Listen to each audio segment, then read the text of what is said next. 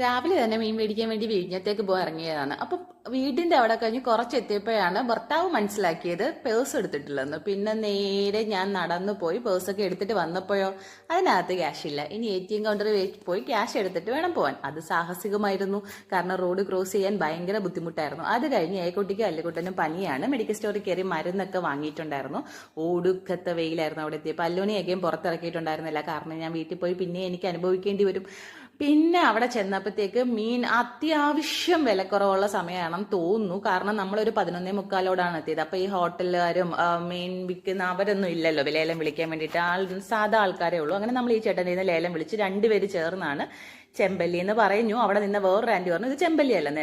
എന്തോ മീനായാലും നമുക്ക് കുഴപ്പമില്ല. 375 രൂപ ആയിട്ടുണ്ടായിരുന്നുള്ളൂ. പിന്നെ വീട്ടിലെത്തിയപ്പോഴത്തേക്ക് ഏക്കുട്ടി വൻ സീനാണ്. തീരെ വയ്യ ആൾക്ക്. പിന്നെ നമ്മൾ അവിടുന്ന് കുറച്ച് കടി ഐറ്റംസ് ഒക്കെ വാങ്ങിയിട്ടുണ്ടായിരുന്നു. അതൊക്കെ കഴിച്ചിട്ട് പിന്നെ മീൻ